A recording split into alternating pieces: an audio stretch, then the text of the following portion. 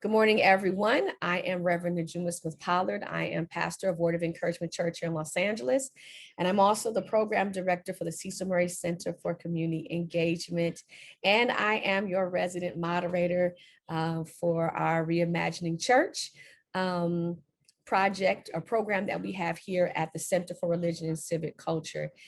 This morning's conversation is centered around realities of good intention. Realities of good intentions. And for those of you that are pastoring or leading ministries, we have no doubt that this conversation this morning and our panelists will offer some great insight and information that you can certainly take back to your congregations and to your ministries, especially during this season that we are all thinking through how to do church in a pandemic and post-pandemic. We know that we're not out of the pandemic yet, even though a lot of our nation is opening up, but we have still a long ways to go. And so the goal of these recent conversations about how our congregations can thrive in the midst of a pandemic with the various layers of challenges that we're facing. So as we get into our conversation, we have just a few Zoom etiquettes we'd like you to follow, so that way this is a robust conversation for everybody and experience. One, we'd like for you to please make sure that you stay muted unless you're participating in discussion. Also, please do not record this session. We know that phones and laptops are able to record, and we would ask you not to do that. This is being recorded, so it will be available for download via YouTube, but also on our website, so you don't need to record on your device. And then we also ask at any point you can use the chat to ask a question or make a comment related to the conversation, and we'll do our best to facilitate those. And then please keep your cameras on as much as possible, but certainly if you do need to step away, please put your cameras off so that there's not the distraction for the panelists. And then you can use *6 and *9. *6, you can toggle to mute and unmute, and *9 to raise your hands. And again, I'm Reverend Najuma Pollard, Program Manager at the Cecil Center for Community Engagement, and pastor of Word of Encouragement Church here in Los Angeles. And they're on the PowerPoint slide. You can see how you can reach me on the internet's socials. So feel free to follow me, and don't judge all my posts. But feel free to follow me. So let's go through our agenda real quick. The intro video, we will invite our panelists to come, then we'll do a pair share. We'll have some group discussion with our panelists, and then we'll share with you some upcoming events. And so without further ado, I want to introduce Dr. Richard Flory. He is the lead on this particular project with Thriving Congregations, but he's also our Senior Director of Research at the Center for Religion and Civic Culture. And let's welcome Dr. Richard Flory. Good morning, everybody. Thank you, Najuma. Good to see everybody. Well, sort of see everybody, little squares out there. And it's a nice to be back doing this. We had a conversation about a month ago that was the election dissection, and we combined Thriving Congregations with a larger one, and hopefully that was helpful to people as well. Today we want to talk about the reality of good intentions. And I think that most people assume, now this project is called Thriving Congregations, Reimagining Church for us at CRCC. And I think most people assume that one definition of a thriving congregation would include that to be thriving, there needs to be some sort of internal culture of caring and community that includes social, psychological, and spiritual support and development. But the way we think about it is that there's a companion to the kinds of internal thriving that we'd expect a vibrant congregation to have, and that it takes that sense of internal thriving and it turns it out into the community in which it's located, and that it seeks to serve and develops different kinds of outreach ministries rooted in the values of the congregation. And of course, there's a lot of different kinds of ministries that churches and other religious groups have, but some are likely easier to organize than others. But they all require at least some amount of organization and leadership, ranging from the primarily internal types of organization to programs that require interaction, in some cases approval from external agencies. More and more, we're seeing congregations that want to establish the latter type of outreach to their communities to care for the different needs that their neighbors face. Which brings us then to today's conversation. Can a church or other religious organization simply gather enough volunteers to start a ministry or community service? Or are there other important issues that need to be taken into account when developing a ministry? And if so, what might at least some of those issues be? A couple of examples for you in our experience at CRCC. Several years ago, like way back in the 1990s, that sounds so not that long ago, but it was the 1990s, an Orange County pastor saw an increase in the homelessness in the neighborhood surrounding his church. So he did what I think a lot of you would do, which is he wanted to start a program to help those who were without shelter. One of the things he did was he opened up the sanctuary of his church to provide a place to sleep for the houseless in his neighborhood. Well, the city got wind of this, told him he needed permits, which in turn required all sorts of additional developments to the physical plan at the church. This is not what the pastor had in mind when he started his effort to help the people in his neighborhood. He just wanted to serve the need that he saw. One other similar example, several years ago, we interviewed a lay leader of a local church who headed up a feeding program that the church had operated for several years. He had experience in this area because he had led programs for the Red Cross. When they come into a disaster situation, he was the lead person for the mass feeding program. His and the church's vision was to transform the typical church kitchen into one that could provide, that could not only provide the kinds of hot meals that they were doing through their feeding program, but then could be upscaled to and utilized to feed the hundreds or even thousands who would need a meal in the event of a large-scale disaster. And as everybody knows, in Los Angeles, we are always on the edge of a large-scale disaster. We just don't know when the big one's going to hit. And I don't say that hoping it does. This pastor told us, and this is a little bit mind-boggling, this pastor told us that the cost of the kitchen upgrade penciled out at $100,000. But with all the permits and requirements from the city and the county, that rose to $1 million. The church was never remodeled. So yes, there are many things to think about beyond the desire and volunteers necessary to successfully develop a ministry to the larger community. However, not everyone is looking at a price tag of $1 million to fuel the ministry, but even the small requirements can have significant impact on the sponsoring congregation. Now, as we get this conversations going, we want to show a short 3-minute video of one successful community effort that is part of the Fountain of Life Covenant Church in Long Beach. Following the video, Reverend Najuma will come back on and we'll introduce our panelists, one of whom you may recognize from the video, and then we'll get the conversation going. So, to the video.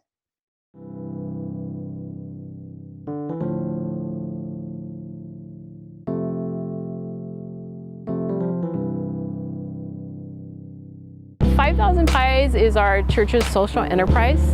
We serve good food made with love, deep dish pizzas and sweet pies, and we also mentor and really seek to transform people through culinary skills and life skills training. So the church is founded on Luke 4. So in Luke 4, Jesus says, "The Spirit of God is upon me to preach good news to the poor." So our church said, we want to plant a church that's right here on the margins. People don't immerse themselves where the need is, and they try to protect themselves and solve the problems from the outside. I don't think you can. So I learned that lesson right when we started our work. I met a guy from Compton. He said, everyone loves to come through West Long Beach and Compton, but no one stays. And I said, we just bought a house. Having our restaurant be here has meant that through the course of our 2 years, we've employed around 30 people. They're all majority from here in West Long Beach.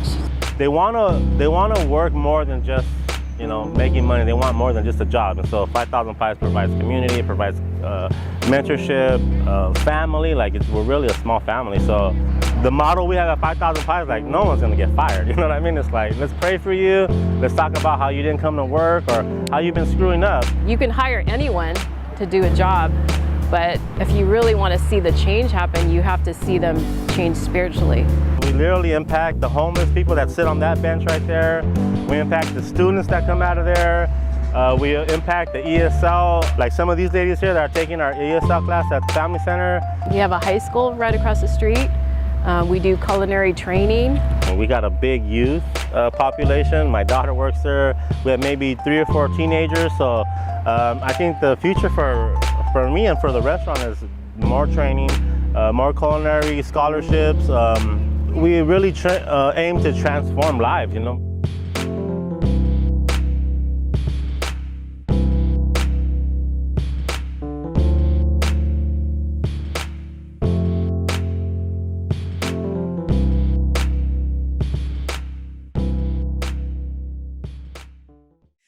That was a wonderful, wonderful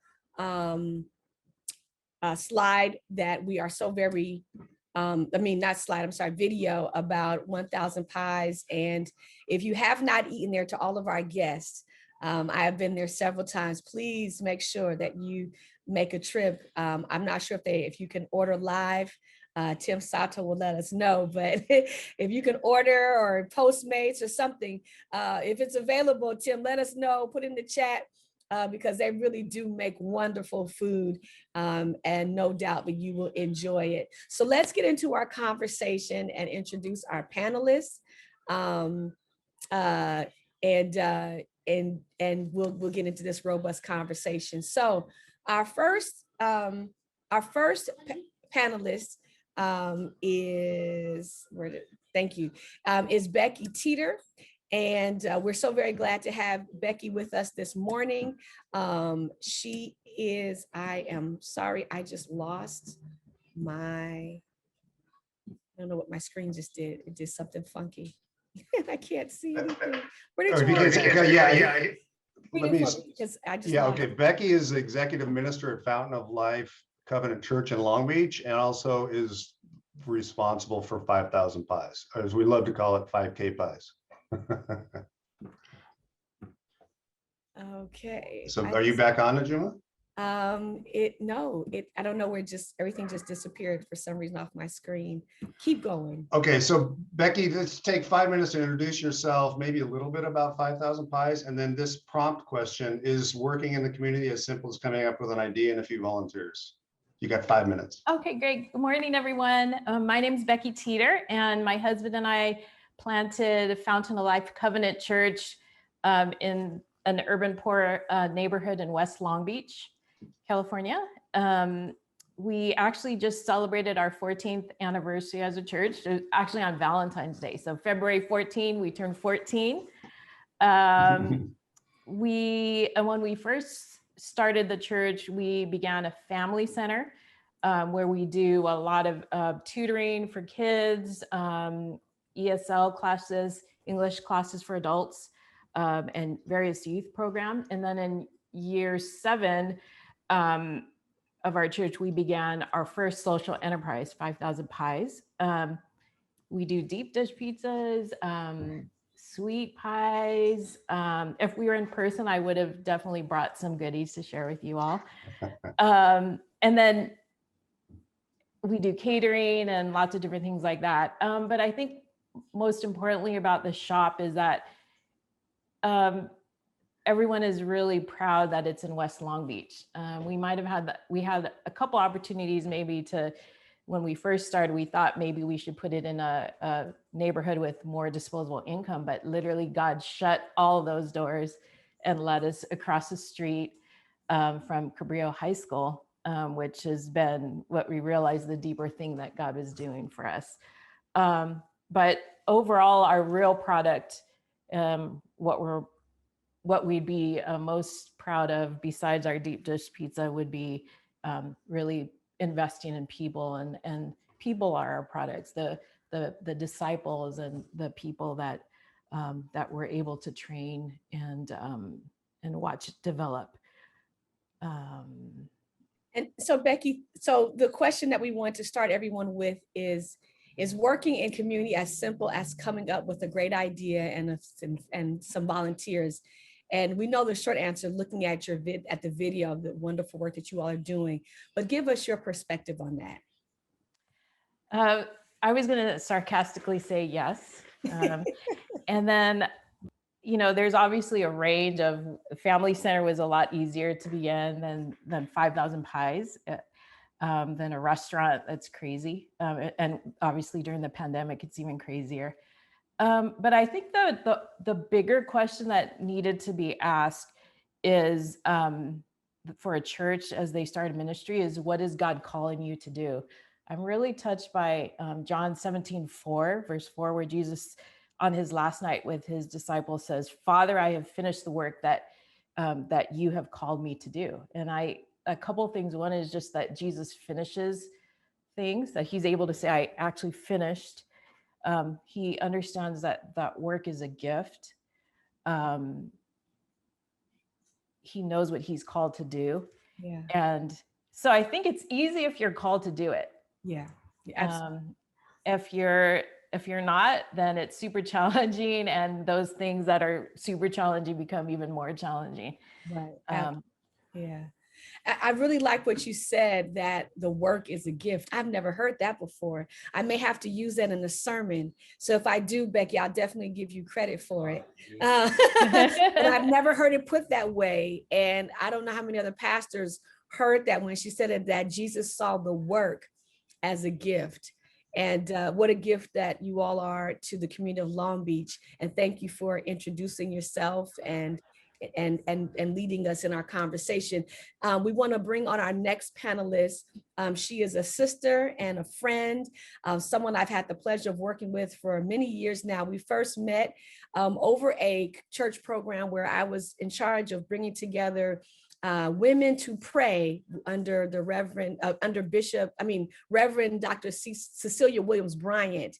And we've been colleagues ever since. She is the founder, president, CEO of Faith and Community Empowerment. The acronym is FACE. And she is the Reverend Hyepin M. And welcome this morning, Hyepin. And we want to, as you introduce yourself, we also want you to give just some introductory thoughts around that same question: is working in community as simple as coming up with a great idea and a few volunteers? So good morning, and thank you so much for this invitation. And this is a good question that I've been wrestling with, seeing my parents in ministry. And so I want to say that in short, our organization was formed and shaped because of my parents who were in ministry, and also with First AME Church. So let me just take a quick step back. My parents called to ministry. They thought they were going to go save some souls, and teach the Bible study and all that, which they did. But they also ended up really becoming unpaid social workers because so many people in the congregation needed help, whether it's in housing, jobs, healthcare, you name it, they did it. And for what they did have, they did good. But I saw that struggle. And I think that's the struggle that many faith leaders have. And so they see the need, and they see this, and they try to respond. But the reality is that if you're not prepared, you will struggle. And so for all those reasons, I always carried this burden of, could there be a better way? I grew up and I saw this model at First AME Church, in which they were able to create an affiliated nonprofit. And because of that, now they were free to partner and leverage the resources outside the walls of the church, whether it's government, corporations, nonprofits, etc. Mm-hmm. And so I go back to that. For many churches, they have the good heart, they're doing the good work, but they are not connected with the broader system, which would help with the sustainability. I think of Susan Boyle with Britain's Got Talent, right? She had this amazing gift before and after Britain's Got Talent, but it was that platform / the mentorship that allowed her to have those platinum, sales and be a superstar. But more than anything else, that she could bless the world and her life could be also blessed. And so I think that for many churches, they just don't have the know-how. So you may have the heart and do some, but it's at a small scale, and at a certain point, you're going to lose steam, and also you're just going to burn out. And so for all those reasons, I think that it's really important that you're able to, again, figure out how to shine your light, and then be able to identify what are the giftings that God has given you. Right? between those three, I think you call it Venn diagram, your strengths and your calling, and then what need that you are trying to meet. If you could bring those together, that allows for sustainability. And so actually, for me on year 16, just like you, God called me, and to do this work. A lot of miracles happened, and our organization formed in 2001. We give the name FACE. We say bringing the face of God through service and lifting those who are faceless. But honestly, like I said, like year 16, we've had many successes, lots of initiatives, whether it's home ownership, down payment assistance, jobs, health, mental health, you name it. But year 16, I was calling pastors, and it felt like I was starting on first base. Wow. And I thought, what's wrong with this picture?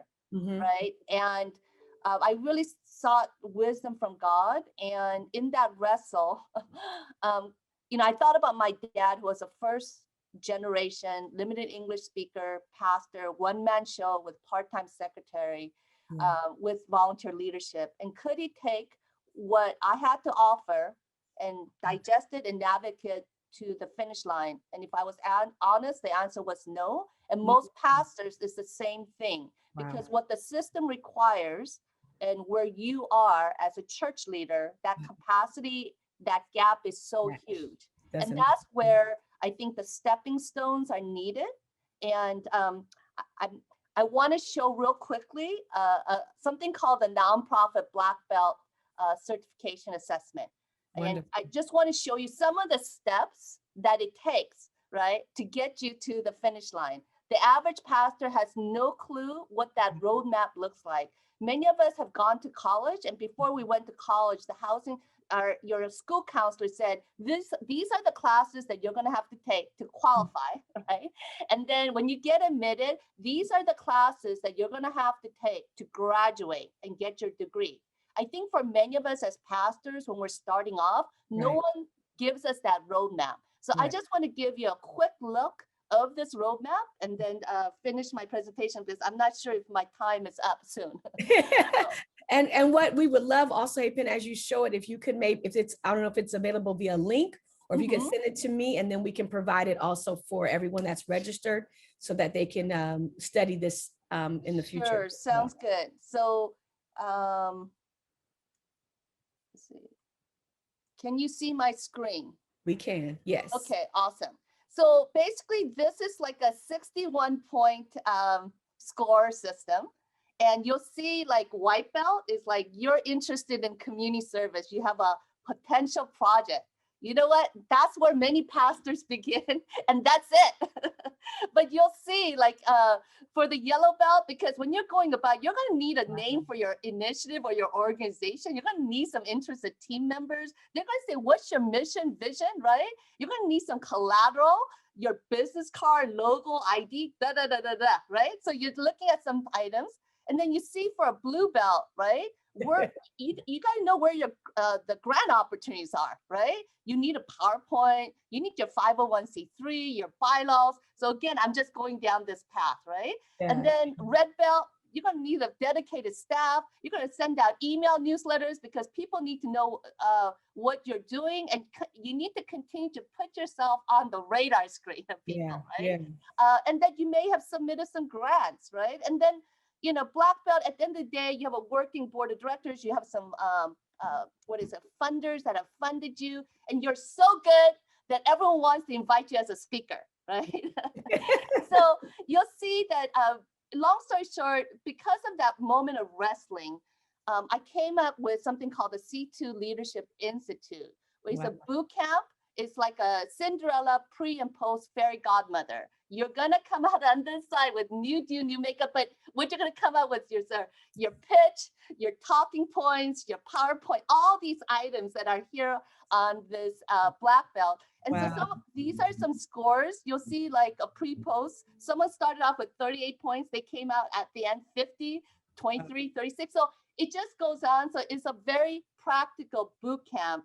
And so again, I'm so glad that you guys are holding this session.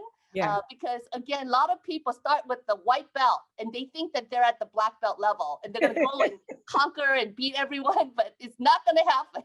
You're going to get knocked out if you're not ready.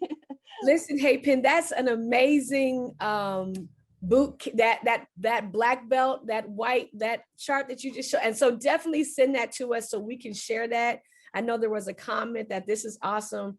And part of why we let Hyepin have a few more minutes, because she does have to leave the conversation early. So we wanted her to be able to share all that she had for us today, because she'll have to leave the conversation early this morning. So thank you, Hyepin, for that. And really helping us to unpack that this work is not as simple as a good idea and some wonderful volunteers. And so thank you, Hyepin. And our next panelist is she's not necessarily a pastor, but she does pastor the community. Now let me say that, and she probably will kill me for saying that. But Dr. Tabatha Jones-Jolivet is an abolitionist organizer, educator, and community engaged scholar. And she is engaged in the community, guys. She applies intersectional Black feminist and womanist lenses to the study and praxis of critical and social cultural issues in higher education and society. I had to read that because that's just so wonderful. She is the co-author of White Jesus, The Architecture of Racism and Religion in Education, that came out in 2018. And she's also an organizer in Black Lives Matter Los Angeles and Clergy for Black Lives, as well as a regular speaker, consultant, and anti-racist trainer. And we're so happy to have her, because really her work as we say, in these streets is long and extensive. And so she brings a different lens to this conversation around congregations and ministries, doing this kind of work. So let's welcome Dr. Tabatha Jones-Jolivet. Thank you so much, Reverend Najuma. I'm really honored to be in community with all of you. And I have a bit of imposter syndrome. And here's what I mean by that. I'm not sort of in a sort of sanctioned pastoral position. Yeah. And so because of that, I feel a sense of like, oh my goodness, am I supposed to be in this discussion?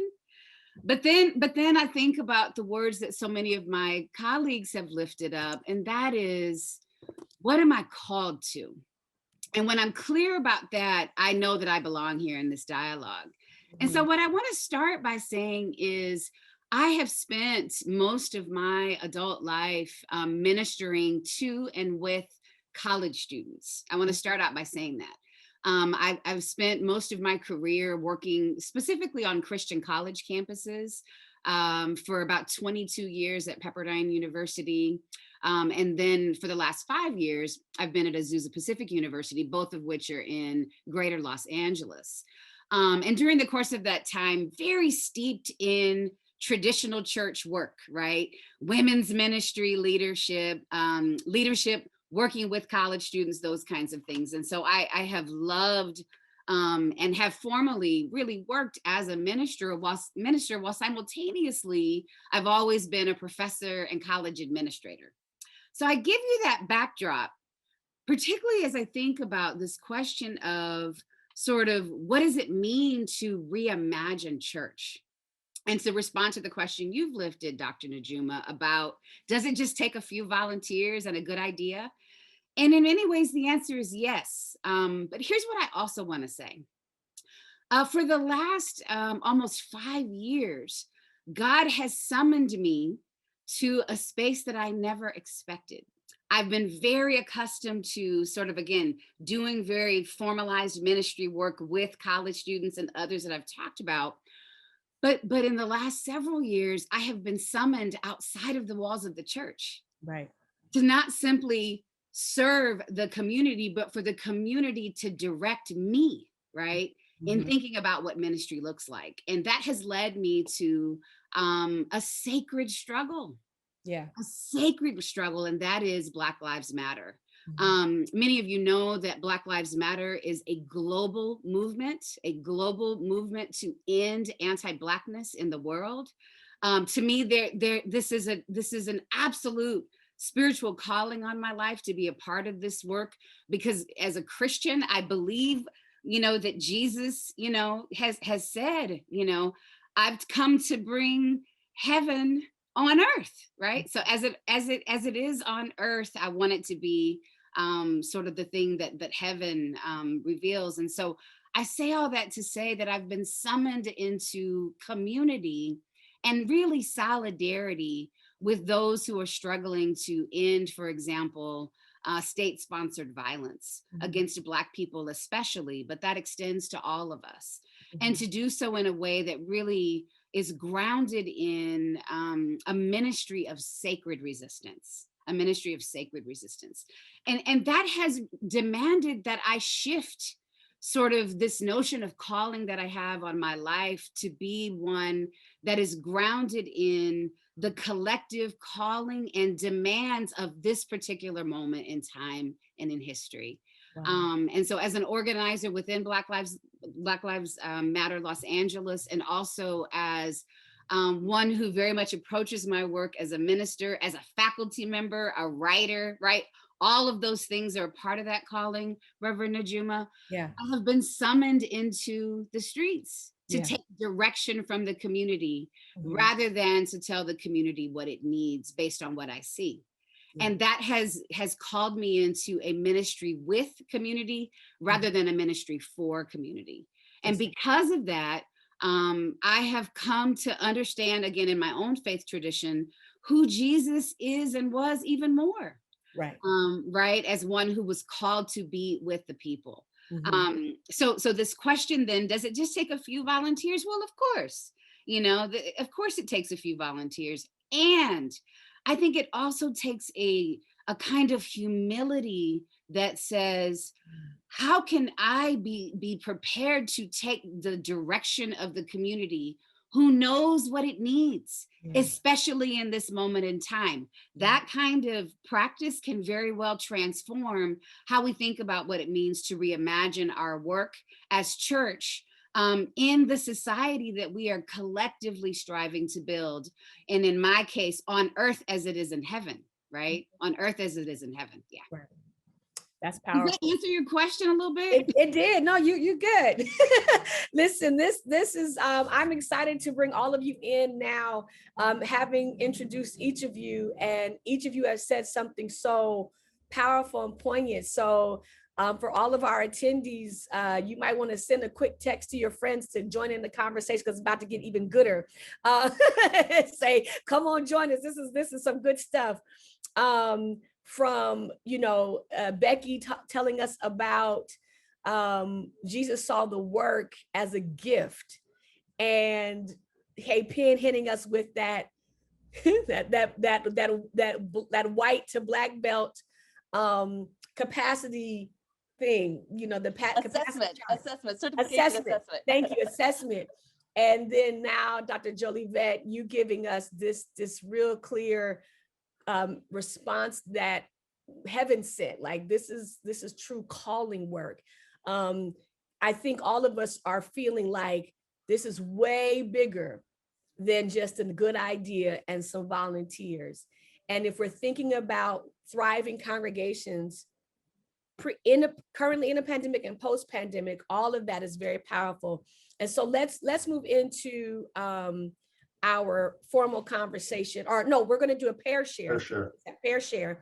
So for everyone that's on, you're going to be paired. If you've not done a pair share before, you'll be paired with somebody that's on the Zoom call, and you'll have a few minutes to just talk about what you've heard. And then we'll come back after a couple of minutes, and then we will go into our more robust conversation with our panelists. So I will give it over to the person in charge of our pair share.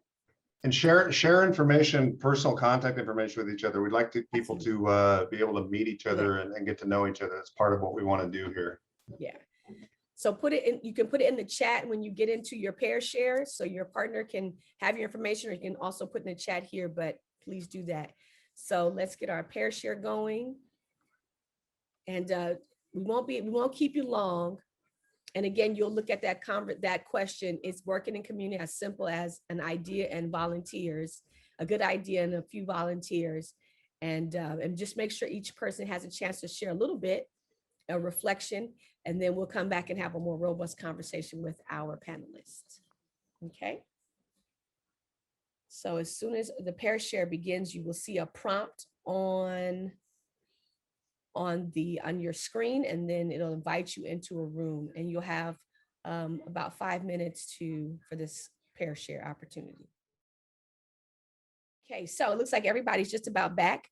So we're going to get right back in. So we hope that everyone had a robust conversation with their partner, and that you shared ideas, thoughts, and concepts with one another, as well as possible your contact information. If you did not have a chance to do that, you can use the chat to connect with your pair share partner for further engagement, because we do want this time to not just be you learning, but also a time of engagement. So we're going to pick up when we ended the conversation. Dr. Jolivet said something that we were talking about off screen, which is this understanding that as pastors and community leaders, ministry leaders, one of the things that we have to pay attention to is not assuming we have the answers, but to really connect with the community and find out what's needed. So I'm gonna pass the mic to Reverend Hyepin first, and talk to us a little bit about that in the work that you do. How have you found it valuable and experienced this kind of like community assessment? What does the community need, and how do we go about that before we jump out there with our black belts and our good ideas? I'm going to use that. I'm sorry, that, and yeah, that was good. Well, so I just want to share a little bit about from my own experience. So in 2005, we actually won a $5 million grant from the U.S. Department of Labor to help at-risk and adjudicated youth, particularly with a focus on Asian, although we helped everyone else. And actually, we thought we did some homework, because we actually brought different faith leaders and nonprofits who were touching on helping these folks. And so, when we actually won the $5 million grant, we were super excited, and, it was a miracle from God. We turned around and then tried to do the RFP. And oh my gosh, that was a rude awakening. Our community just was not ready. And particularly a lot of the grant requirements, if your community is not on the radar screen, then the RFPs that come out, many times will not fit you. And so you're trying to put a square peg into a round hole. And that was kind of a rude awakening. And I mentioned earlier about, even for myself, as mentioned, doing this for 16 years, I'm thinking, okay, a new initiative, I got it, and I turn around and they're not responding.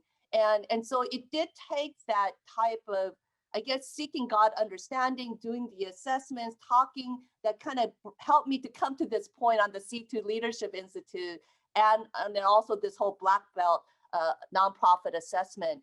And so I think, though, for many churches, if you're just starting off, I think even a simple survey, even with your own congregation, of saying, what do you need personally, and what do you see as needs in your surrounding community, right? And then from there, to also ask, what are the giftings, right? What are the professional skills, the passion, hobbies that they have? And then from there, at least through our C2 Leadership Institute, we say, go out to your leaders. Go talk to your council member, go talk to your school, right? Go talk to the people on the street, go talk to the moms, the nursing school, the parks, and find out what is going on. What do they see as a need? And from there, though, like I said, you shouldn't just digest it and then go, voila. I think that you need to come up with some potential solutions and then go back and say, is this something that you still need, or how should it be tweaked? So, and I think also another piece that has been helpful is that universities, a lot of them, they have to do research projects, especially they give homework to their students. And so potentially that's an opportunity to partner and collaborate. And so you're getting some additional help and some professional credentials as well. Wow. Thank you for that, Hyepin. And we're going to continue our conversation with our other panelists. We know, Hyepin, you have to have another important engagement that you have to attend to. So we thank you for your time today. And I'll be hitting you up for that chart so we can share out. That was a phenomenal chart. Also, if you did not see, she did put, Hyepin did put in the in the chat information about C2 Leadership Institute if you want to a further engagement. And Hyepin, real quick, put it. Oh, you put your contact information as well in the I'm chat. gonna So thank you. repost it, and I'll put my email address again just in case. Thank you so very much. Thank you, and I'm sorry that I have to miss the rest of the conversation, but I know you'll be well, and we'll reconnect. Yeah. And you've blessed us so much so far. So thank you so very much. And we want to continue to pick up this conversation around not just coming into the community with our ideas and our volunteers, but really understanding community needs. And Dr. Jolivet, I want to come back to you because you're the one that lifted that initially, and give us a little bit more for the pastors and the ministry leaders that are watching. Take us through maybe even an experience that you've had or how you experience this in the work that you do. And then we'll also want to hear from Becky. Yeah, I'm so glad we're having this conversation because I think that this is an area that we can continue to stretch and grow in. You know, when we talk about discernment of calling, you know, which I know all of us are really committed to, right, in this work, oftentimes our discernment sort of can be confined to an individual process, right? That's so important, you know, to individually discern what God is summoning us to. And then we sort of join with other ministry partners to do that. But it's all too often that we don't take that next step of discernment to say, now, how do I really listen to and discern what the community is revealing to me about what it needs? And I think that's the extra step that we really want to invite churches to take. And it really does demand a deep sense of community and humility. Because let's be honest, all too often, when we think about our own sort of vision for what we want to see in the world, it's impartial. It is impartial. There's no way to really fully understand what the needs are of the community. And frankly, who else is doing the work already in the community if we're unwilling to really be in proximity to the community, that is to draw close to the community and then to listen. Right. Rather than impose ideas. And so I think at a really practical level, this is what I tell my college students. And I think this is a good word for pastors, right? Because we are all called to this work of doing good, to be righteous, to seek that, right, in the world. And our perspectives are limited, right? Yeah. This is just good theology, right? When God is revealing, right, who God is in the world, that often comes again through study. It comes through prayer and discernment, but it always comes in community, right? When we learn best. And so I think taking that additional step to say, what is it that you actually need? What does the community summoning mean to do? Rather than here's what I think the community needs. I feel that really can interrupt what I often perceive and study. And that is really a kind of colonial approach to ministry and service.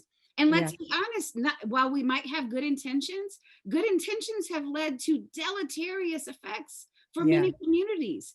Good intentions can displace communities. Good intentions can minoritize communities. And good intentions can absolutely bring harm if we're not careful.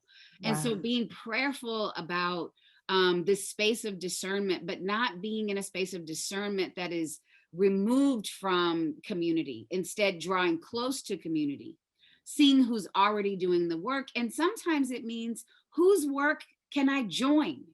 Rather than us directing the work from the vantage point of our churches. Does that make sense? Oh, absolutely. And it also kind of touched on one of the questions we want, or one of the things we want to talk about was, what must churches consider when developing external facing ministries or programs? And that's the beginning step, is like, and I was putting in the chat some of the things that you're saying, like drawing close to community, a deep listening of the community, discerning community needs. These are the things that we must do and the things that we need to do our external facing ministries. Becky, as you all have developed this ministry and the 5,000 Pies, how does this connect with the work that you all are doing in Long Beach? A lot of really good questions. I think that for our church, our goal and the vision is always making deepened disciples. Mhm. And God brought us to West Long Beach. That's a long story, but God is very, very clearly led us to 32nd Street, right here in West Long Beach. So I think Dick mentioned that we actually live here. We moved in here. Our kids go to all the local schools. Right. My brother, who's in this meeting too, Yeah.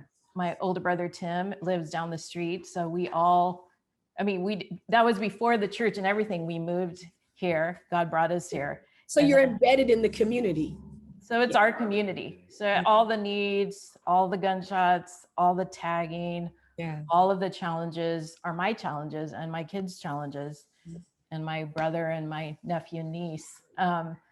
And I think that the question that we're always, when we really began to see that God was beginning to plant a church here in West Long Beach, was the question is always, how does this, whatever ministries you start, how does it fit in with that vision to make and deepen disciples?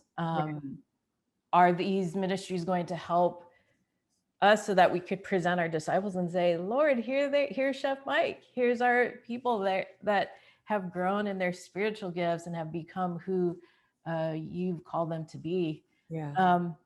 Living here in West Long Beach, I think one of the biggest things was everyone asked for a job. Hey, do you have a job? You know, if you have a job, if you have jobs to give, then you have some sort of power in the city. And that's definitely true for us. So we all automatically knew there's going to be some point and we have to start some sort of economic engine, because Nice. that's a huge need. So we have that in the back of our minds, like, okay, when, and then I think the other big thing was that it almost feels like a colander. So we'll, you know, we're our neighbors, and we're meeting people at school through our kids. And then, so there's people that come to faith. Yeah. And then it's almost like this colander, Yeah. you know, like you're just pouring into people, and then it's just like, you're having a hard time keeping them because they experience a little stability.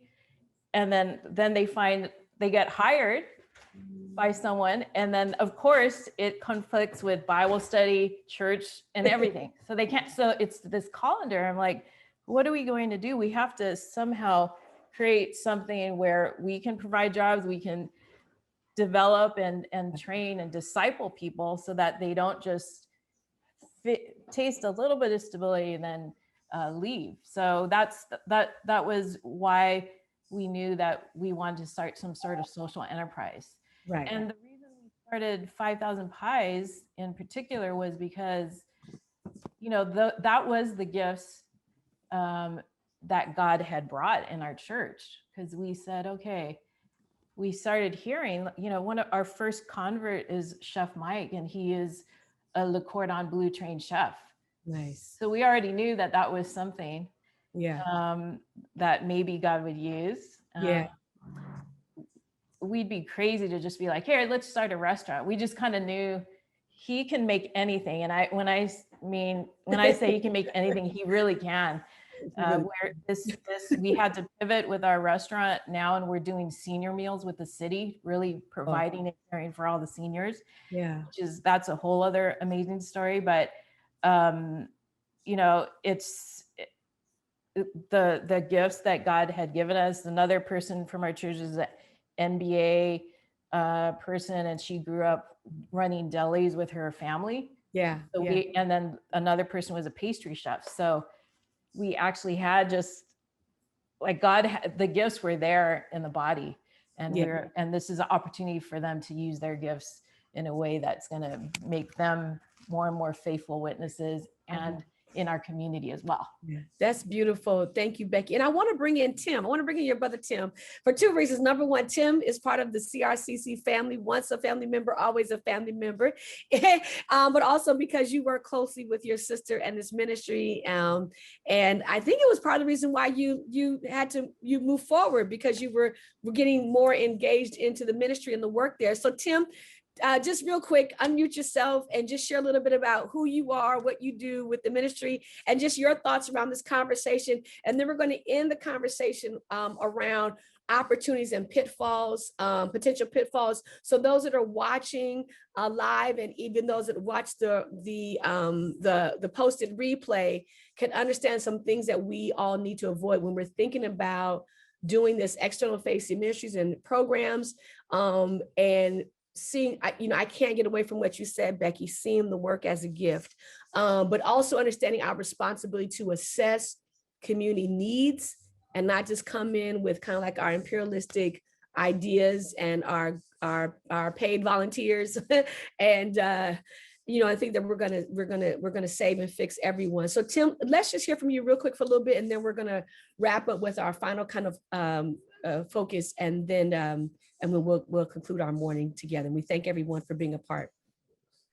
Thanks, Najuma. Thank you, CRCC folks. It's great to see your faces. And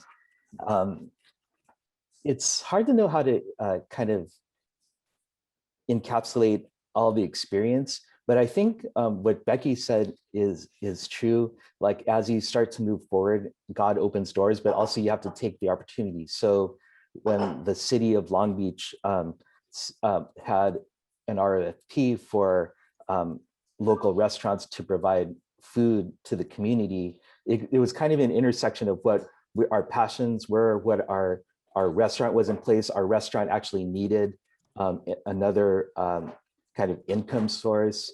And I think somehow God just orchestrated things as we moved forward. So being embedded in the community, listening to the community, and also just kind of using both like your actual eyes and your supernatural spiritual sense of what the needs of the community are. So I commend Becky. She's my younger sister, but she's really wise and has a great vision for the community and a deep love for the community. And I think as a church, though, we're a relatively small church, and there's a lot that we need to learn about and continue to listen. So I think we're still, even though we're 14 years in, we're still in the learning and engagement process and learning from a lot of different people. Like Pastor Cedric offered a trauma training. So just kind of developing a partnership within the city. So thank you for that, Tim, and thank you for coming on with us. And partnership is so important. And it is what I'm learning is that it's in the partnership that we can kind of curb some of the pitfalls, but also learn some new opportunities, and how you just lifted up your partnership with Pastor Cedric Nelm. So let's talk a little bit about potential, what are the opportunities and what are the potential pitfalls for pastors and ministry leaders, even community leaders, in this conversation around good intentions or the realities of good intentions. So Becky, and then Dr. Tabatha. And Flory, Dr. Floyd, did you have anything you want to add? I'm writing down a whole bunch of notes, so I'm going to take. So I have an opportunity at the end, so I'll just save it for them because you guys are doing fantastic. I'm really enjoying this. Wonderful. Okay, go ahead, Becky. What have you learned as far as opportunities and potential pitfalls as we're talking about good intentions and also thriving, all within the context of like thriving and reimagining church in the midst of a pandemic? Let's see. There's a lot of practical things we could talk about in terms of there's so many, with any ministry, there's an opportunity to show some really like a compelling witness to the community, meet needs in a way that you never thought possible. I never thought we would be serving 140 seniors and families, people affected by COVID, because we're in year 6, almost 7 of our restaurant. And it's just been such a gift. We've been able to start a 5,000 Pies Club at the campus, high school campus cross. So it's eating and evangelism. Nice. But everybody loves the Jag fries. So, hey, we take advantage of that. I think that there's obviously our challenges.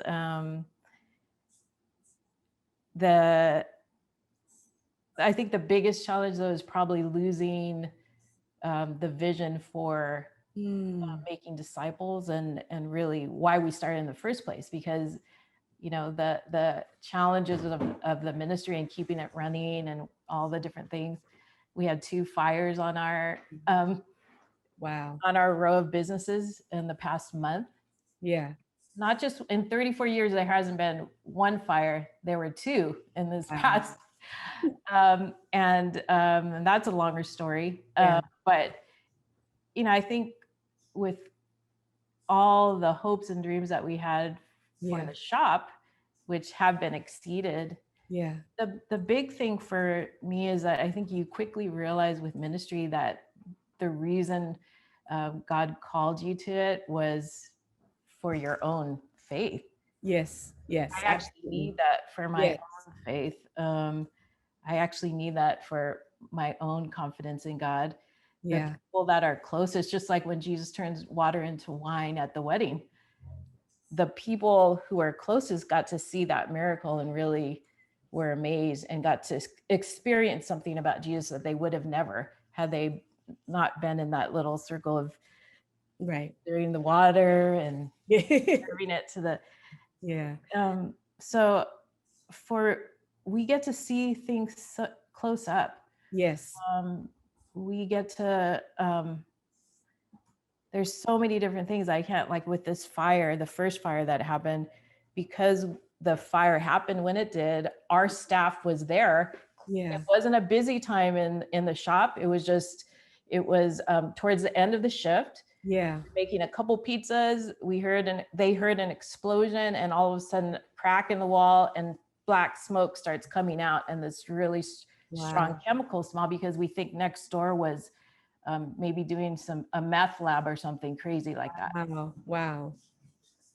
The other, if we weren't there, they would have made holes in the ceilings at 5,000 pies to ventilate. We could have been a lot more damage, but literally the health inspector came that night and said, you're cleared for business. You don't have to close up, which meant that of all the time, we just shut down for 1 day, cleaned up everything, and then we were able to serve the seniors again the next day. I just find like what could have happened if this didn't happen. Yeah. And I'm just amazed by God. Yes. And I just, it's not just the scene, there's just kind of this deeper love and respect, and just, wow, God is at work, and little me gets to be a part of that. Yeah. And gets to see things close up, and our team. And I think it's about, and in the Revelation, the letter to the church at Ephesus, he says, there's all this great ministry happening, and then it says, but I have this one thing against you: you've forgotten your first love. Mm-hmm. And I think for me, and for my team, and for the people that are closest there, it's just the coming back to first love and experiencing that intimacy with Jesus. Right. That is at the basis of all the ministry. And so through this season, I'm just taking it all in and going, wow, God, you are okay. It's your restaurant. It's your chef part. Just my last little thing is chef. The first year, Chef Mike was trying to be kind of like Chef Ramsay in the kitchen. That's what a chef is supposed to do. It's your kitchen. Right. Everyone listens to the chef. If you have respect, Chef Mike grew up in, 15 times in and out of juvenile hall before he put himself to Le Cordon Bleu and so don't mess with Chef. Right. So he has a big knife, chef's knife on a tattoo on his arm. That's something that you're like, dang, that's a big tattoo. Right. And in year 2, I think he was like, wow, it's God's ministry. I am the chef of this restaurant, but it's God's ministry. And that year 2, he actually got in his tattoo, He put servant. I love it. It wasn't just a chef's night, it's servant. And that really captures to me the intimacy and the way that ministry transforms his heart. And it's about his relationship with God that is so precious. Wow. Thank you, Becky. Your way of sharing, explaining is really amazing. So thank you. And you can feel your heartbeat for God and for God's people and your calling when you share. So thank you. And you said something that I think is really important, and that was around, like the opportunity, of course, is the opportunity to see God in all of this, right? And to see God move even in a fire. And we're talking about thriving congregations, the reality of good intentions in a pandemic. And the opportunity we have is to see God, however people perceive God, right? But to see God in the midst of all this. And the pitfall is we can lose sight of the vision if we're too distracted by other things, or if we're too caught up. We can lose sight of the vision, lose sight of the call, and even possibly lose sight of our faith in all of this, which is why it's important to focus and to stay clear. So thank you for that. We do have a question. So we have a question, but I want to encourage, I'm gonna let Dr. Jolivet jump in real quick. If you have any questions, go ahead and put them in the chat. We're gonna get to them. Thank you for giving us a few more minutes past 10. Because this conversation is getting really good. So we have a couple of questions we do want to answer, but I want to bring in Dr. Jolivet, then we'll jump to our questions. We got a pair share, and not a pair share, a Mentimeter, then we'll be done, I promise. Go ahead, Dr. Tabatha. Thank you, Reverend Najuma. I'm just really learning so much in this conversation with all of you, and I really appreciated the things that Becky just lifted up, right, about really practicing what language I'll use as an incarnational approach to ministry. Mm-hmm. It's not a one and done kind of thing. I'm in and I'm out because we had this grand idea, right? But instead you've heard this deep commitment to really be in relationship, to be a part of the community, but to really then be about the business of investing for the long haul, not just sort of this episodic kind of thing that you sometimes can see with really good ministry ideas. And let me give you an example of what I mean by that. Yeah.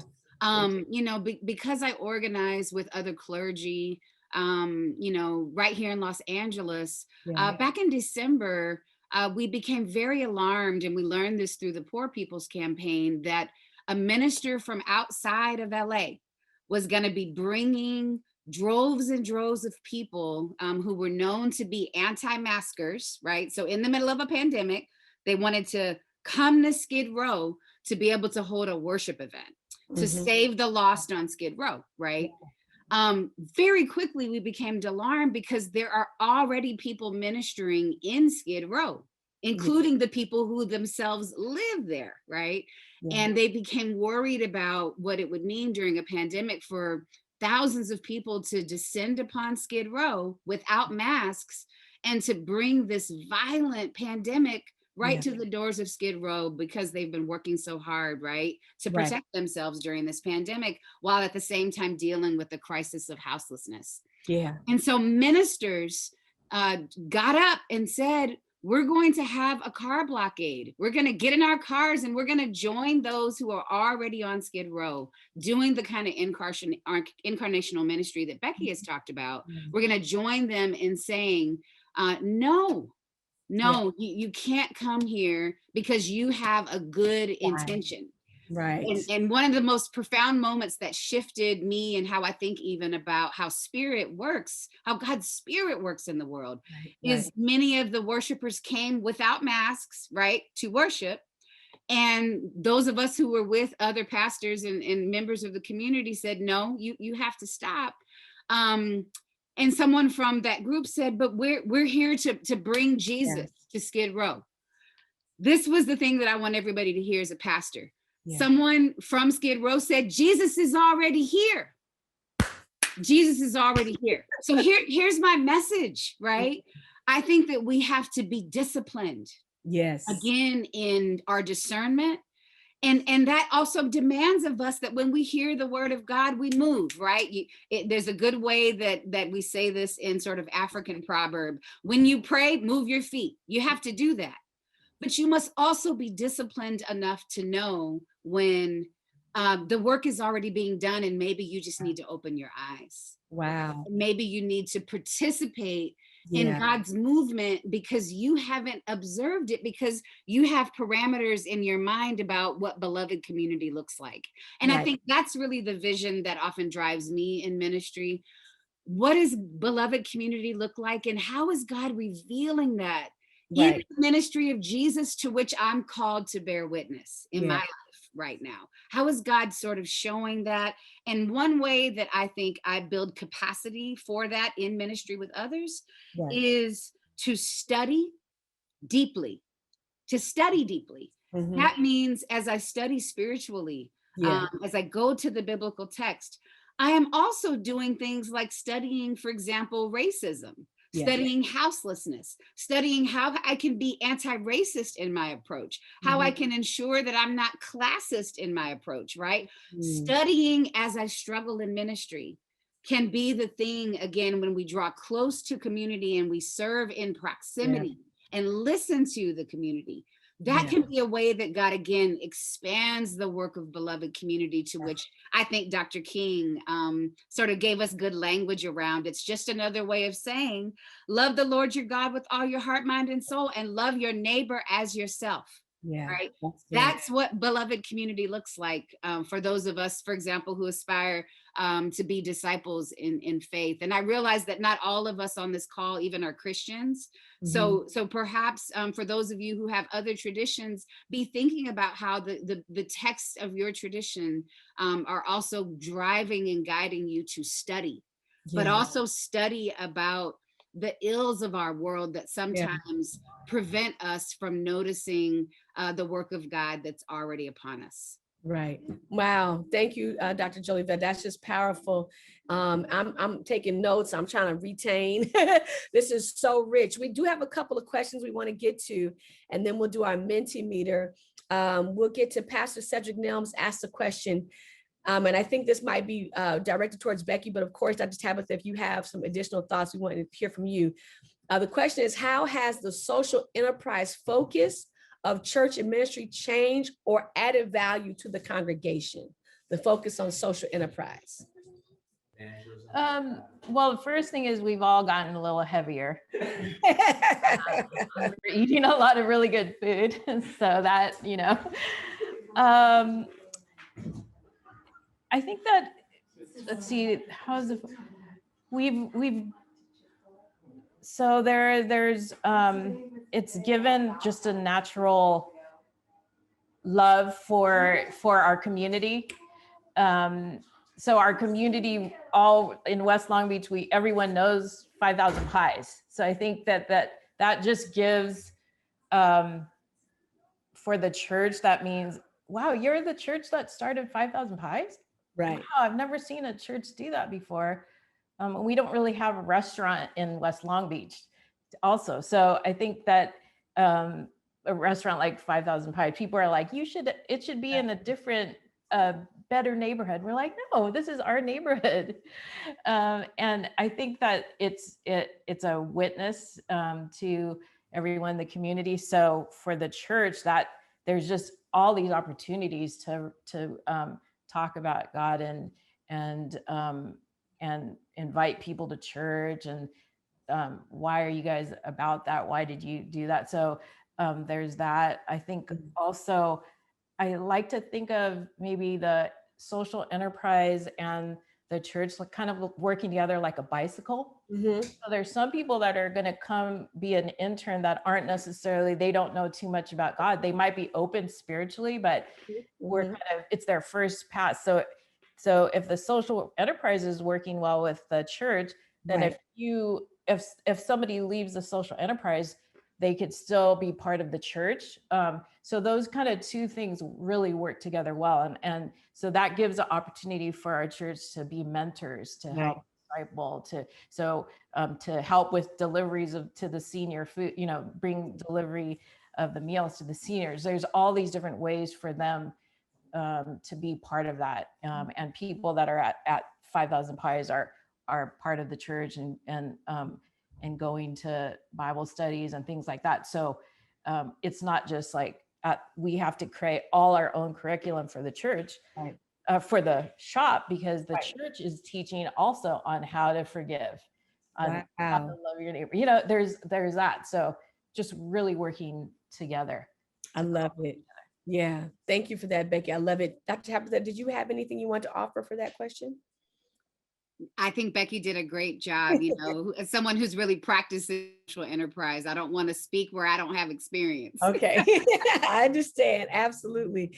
And then we have one other question, is how does a church balance developing community partnerships with maintaining its vision and call? So how does a church or ministry develop community partnerships? And I know you've done some community partnership building, Dr. Tabatha. So we'd love to hear that from you, and then Dr. Becky, and then we'll go into our Mentimeter. I think this is such a great question, and I'll tell you what comes to mind immediately. And at the risk of being overly simplistic, I'm going to just kind of keep it real. I think about Jesus when he talks about, again, this question when asked, who is my neighbor? Yeah. I think this is another way of asking that question. Who is my neighbor? Got it. Right? How do we partner with people? To me is, who is my neighbor? Yeah. And I think, again, when I go to the biblical witness, again, my own religious tradition, Jesus goes to those who are despised and disposed, Yeah. to those who are on the margins, to those who've been cast out, to those who are outside of the temple, right? And that signifies to me, and this is deeply something that theologically I've come to believe, that there's no place that God cannot be. Yeah. There's no place that God cannot be. It's good. So the boundaries of who I'm willing to go to are extended beyond the borders that are established by this world. Right. Because God is expansive. And therefore, I listen to, again, the witness of Jesus, who teaches me to respond to who is my neighbor by going to those, again, who would otherwise be cast out. That's how I really practically respond to it. And I think it's really important. And it's not to minimize the complexities. Right. You know, I don't want to in any way minimize those complexities. And do you trust God? Yeah. Can you trust that God is on the move and your job is to follow and to take direction and to listen and to notice the neighbors that otherwise were not in your view because you weren't in proximity to them? Right. Yeah, that's how I would respond. I love it. I love it. Becky, any thoughts on this question around developing community partnerships, maintaining vision and call? I think that probably just my best answer would be know what your call is, and then align yourself with partners that would help that. So, you know, there's a lot of people that want to give input or ask for, you know, to help you or different things, but then you have to kind of discern, is that going to actually help us complete our mission or our vision? Right. That's good. Thank you. So thank you for that, Becky. We're going to do something called Mentimeter. I'm not sure how many of you are familiar, but a Mentimeter is going to come up and it asks the question, I used to think and now I think. And it really is just to help us process what we've heard here this morning. Again, I don't know about you, but I've been putting notes in the chat. All of our panelists have dropped so many wonderful nuggets and things for us to pay attention to, not just to consider, but to really pay attention to, especially as we are developing and reimagining church and ministry during a pandemic, post-pandemic, this opportunity to see the work as a gift. I will never forget that, Becky. You changed my life with that. Also, you know, just making sure that we're not coming in with our good intentions, good ideas, and good volunteers, but we're embedding ourselves, connecting, and really listening to the community, but also paying attention to our capacity, as Reverend Hyepin showed us, so that way the work is effective and we're really seeing the change that's possible. And then making sure that we're paying attention to our neighbor and our partners, because they're really, it's bigger than just us alone. So, so thank you, everyone. And now let's move into our Mentimeter. And so what you're going to do is you're going to go to menti.com. It's in the chat. It's in the chat. So you're going to click the link that's in the chat for the Mentimeter and go to menti.com and maybe another window. And it's going to ask you for that code. And then you're going to get a series of prompts come up, and then they'll start to populate on the screen. It's pretty cool if you've never used it before. And for those of you that have Zoom and Bible studies, you can use Mentimeter in your Bible studies to see if people are learning. So at the end of Bible study, see if they're listening to you. Absolutely. Absolutely.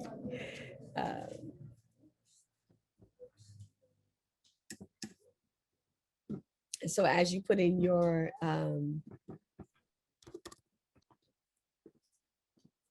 thoughts, and you're going to just cut and paste the code that you see in the chat. And then add your thoughts there.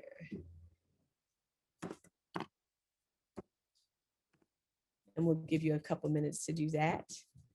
And we want to hear from everybody. We want to hear from everybody.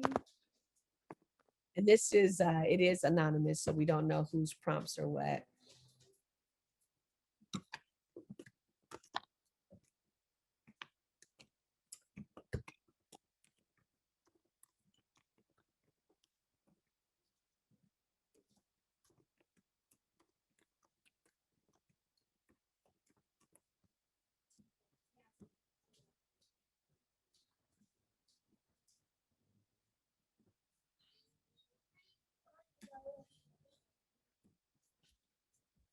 Thank you for your prompts. Thank you. They're starting to populate. Thank you, thank you, thank you. Let's get a few more up. Oh, wonderful. These are good.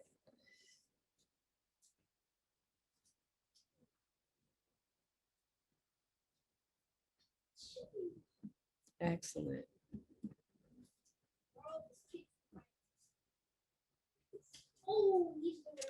And so we have, I used to think the church could only be done in traditional way, Sunday morning worship, auxiliaries, buildings, and now I think that we can do church from a social enterprise level. Absolutely. I used to say ministry was work, and now I'm open to the fact that it's a gift. Me too. I'm changed by that statement. If you haven't noticed, I keep saying it. I used to think if I made the spaces, people would come. Now I think I have to go out to the people and meet them where they are. Yeah, you have to go to their space. Absolutely. I used to think ministry was the church. Now I know it's for the community. Absolutely. I used to think that we could make changes if our church, in our church, and now I think we need to find other people to help us. Absolutely. Servicing the community is hard work. It needs genuine love and passion for the people and community. Absolutely. Absolutely. This has been good. Thank you everyone for your comments, and certainly continue to put them and they'll populate as we kind of give some of our wrapping up comments. We'll leave the Mentimeter up for a few more minutes, and I'm going to pass it back to Dr. Richard Floyd. Thank you everyone for being on, and we'll let you finish your Mentimeter comments. And we certainly want to capture all those. So if you're typing, keep typing. And we're just going to start. We're going to begin our wrap up, but keep typing and adding in your thoughts for this. So again, thank you everyone for joining us. Stay tuned for our next Reimagining Church Thriving Congregations conversation. It's going to be April the 14th, and we're going to be talking about technology, innovation, thriving congregations changing our mindset. And as we know, we are in this technology and innovation space. And so we're going to talk more about that. So please mark your calendar. You will get, of course, an invite, but we have some great people that we're going to be a guest. Professor Heidi Campbell out of Texas A&M University, Bishop Mark Richardson, who is the senior bishop for the New Journey jurisdiction here in Southern California, and Pastor Greg Russinger from Alongside Church and founder of Laundry Love. And so they're going to be talking with us about innovation, about technology, and how thriving congregations may go through a mindset. Also, we want to invite you, and we're going to put this up. I'm just reading this. So as we are taking in everyone's Mentimeter thoughts, we have an event on April 6th and then May 25th. April 6th, developing media narratives, and then principles of rapid response communication on May 25th. This is our CRCC online, and we look forward to you joining us as well on those. So I will now hand over to Richard Floyd, who will give us some final thoughts, and then we'll close out. That makes it sound like my thoughts are actually organized. I have notes all over the place. One of the great things about these conversations that we've been having is that you never know where they're going to go and where they're going to end up. You just bring good people together and see how it happens. And today was one of those things. So there's a lot of different pieces that came up today that I want to emphasize for everybody, and that is, and particularly going forward. One is this notion of working together, of finding partnerships, of creating relationships, of being in community. And being a part of those communities. This is one of the goals of this larger project, not because these conversations are really sort of, they're not placeholders really, but they kind of are because of the pandemic, and there's only so many things we can do. But ultimately, we want to create this community of leaders who want to make their congregations, if this is even a category, more thriving, doing better internally and externally. And part of that is bringing people together and learning from each other in the ways that we can. The third, I want to highlight the third conversation that's going to be coming up. One of the things that we think is important, and this is something I've written about, something Heidi Campbell's written about, is that technology changes how you think. And technology changes how you meet. When the pandemic started, what happened? You had to go back, you stayed home and went to church in your pajamas, basically, or you visited lots of churches and got to see what a lot of different people were doing. But there's another level to that, that it changes how you interact with teachings, with ritual, with your fellow believers. And so that's an important thing to think about. And I'm particularly happy to be able to have Heidi. I don't know her. I'm actually writing a review essay that relates to a book that she just wrote on religion and digital culture, religious authority and digital culture, which I think every pastor should be interested in. And Greg Russinger, who I've known since 2002, believe that or not. And he is one of the most thoughtful and forward-thinking pastors I've ever met, in the sense that he's got a restless mind, in the sense of he's always trying to figure out the most efficient, that's not even the right word, the best way to be the church in the community in which they're involved. I'll have him explain what the Alongsiders Church means, but really it means they want to be alongside both their members and their communities. And that also links back to the founding of Laundry Love, which was a local houseless person in Ventura, which is where Greg was at the time. Now they're in Portland. They asked him what it would look like to, quote, come alongside him and help him out. He said, if I had clean clothes, I would feel like a human being, or people would treat me like a human being. And that started this national, in some cases international, program of doing laundry for the working poor and the houseless. So that's a good one to come to. The other thing I think I thought about today was this whole notion that I've heard before, but it came very clear to me, is that the whole idea of being in the community and learning in the community and understanding the community. And how do you understand the community? You be in the community, and you ask questions, and you listen to people, and you come alongside them, to use Greg's term. It's not a commuter or a tourist ministry, such as and I know who Reverend Tabatha was talking about that came to LA. Yeah, you know, and I think the question always needs to be asked, why are you doing this? We interviewed, this was, gosh, 10 years ago anyway, we had a project out of CRCC. One person we were interviewing says, you know, people study South Central all the time. They've been studying us for years, but nothing ever comes of it. So what we're trying to do is empower people and give people some resources to actually do the kinds of things in the communities that they want to serve in ways that they can. So it's, in other words, bringing research and knowledge to help people do the things that they feel called to do, as Becky and all of our panelists talked about today. So anyway, that's all I have. Thank you for coming. Very happy that this is continuing on. And we will see you in about a month. Is that right, Najuma? You're muted. You're muted. Thank you.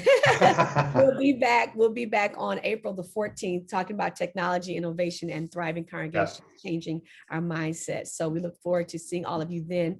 Thank you again. Here is how you can stay in touch with CRCC. All of our contact information for email, website, Facebook, Twitter, Instagram, it's all there. You can take a screenshot of that, share that, but you will also get some of the notes. We'll do a follow-up email to everybody that's registered. So thank you for being part. Thank you to all of our panelists. This has been phenomenal. So many wonderful nuggets, and just so glad to have each and every one of you with us. All of our participants, thank you for your time this morning. And we look forward to seeing you all on April the 14th. Please share this information with someone. Let them know that we're doing these Thriving Congregations conversation and what it means to reimagine church post-pandemic. And that's it. And thank you, Dr. Flory, and to everyone that's been a part today. Thank you, Najuma. Have a wonderful day, and we'll see you next time. Thank you. Bye-bye. Bye, everyone. Thank you. Thank you for your participation.